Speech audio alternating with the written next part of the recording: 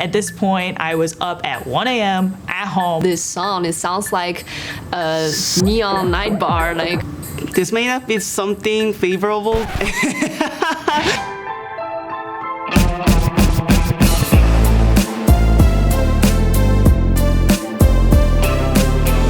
Hi, my name is Jackie, the 2G journalist and make. I am Safira Chen. I'm a storyboard artist and animator. Hi, I am Natalia Potyryakin. I have a lot of credits, I guess. I did the writing, I did the initial character design, and I did the storyboards for the SIAMES Alone in the Darkness music video. I mean, they didn't intend to do this, but they sent the wrong file to us. They meant to just send one song, but then they sent the whole album. And I sent him the full album, rough mix. And I didn't realize about it. The next day, Danny said, "Hey, Coco, this is a song that we want to do." And they're like, "Oh, if you guys really like this, then we should go with it." This may not be something favorable. During the process, I actually tried not to listen to the music, just to focus on the visual and script.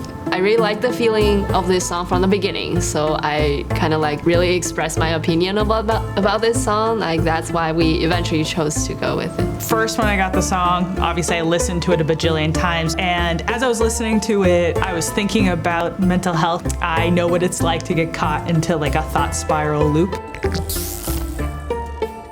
I did the concept drawing and Natalia wrote the entire script. One of the main concepts that the band gave us from the very beginning was wanting to bring the audience's point of view into the framework of the video. So from a storyboard artist perspective and from writing the script, I was dealing with the struggle of how do we make the main character us? So how can we design a character that's more ambiguous? How can I stage the character in a way where we're either seeing things from within their eyes and their world and their psychological perspective as much as possible, and when we're not, we're kind of more the demons or some unknown external force watching them from afar, like a bird's eye view of them, you know, walking down the street, or creating that more creepy being watched feeling. The first thing I did was I searched for any kind of a record or video of their single. Of course, it was unreleased single, so I looked at their live performance stage of the Alone in the Darkness, and I took some visual elements like their lighting and projections on the stage, and I used them as a reference.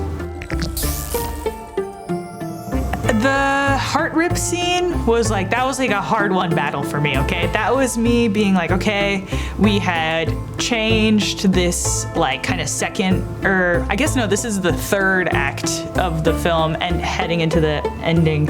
We had changed it a lot, and we had changed the ending a lot, and at this point I was up at 1 a.m. at home being like, I want something that is going to be powerful and intentional about transitioning from the character drowning into the climax, and the passing through the heart ripping in the doorway felt like a fun and cool way to do that.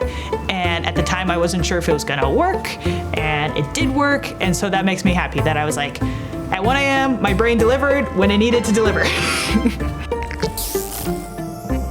It was a huge learning experience for me because I hadn't boarded a music video before, and I am not musical myself. It was hard to actually even train myself into learning to like listen for the beats and where to put a cut in a way that felt good. To me, it was more like a problem solving. I have a very limited resource / limited elements to work with, and I had to figure out how to incorporate them. So I rather had a lot of fun. For me, it's the shot when the character is dropped into the middle of a crowd of demons when he's just like hanging like this. I was struggling with that because I was trying to keep everything on model.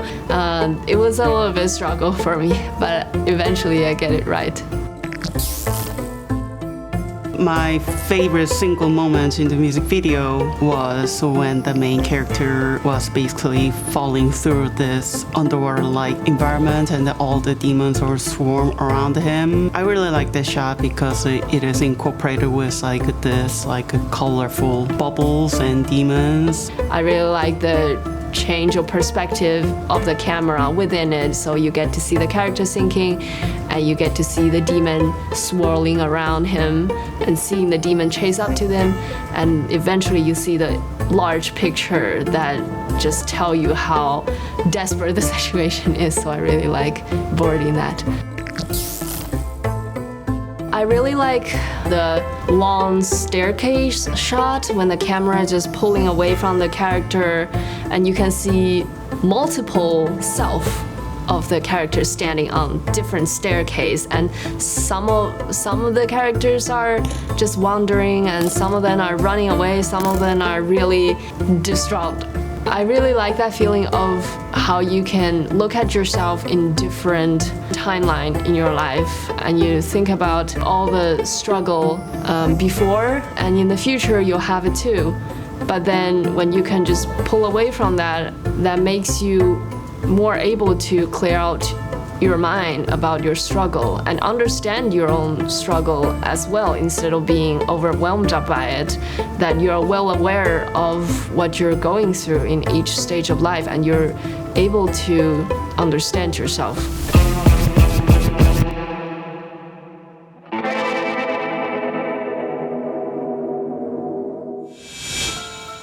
Thanks for watching.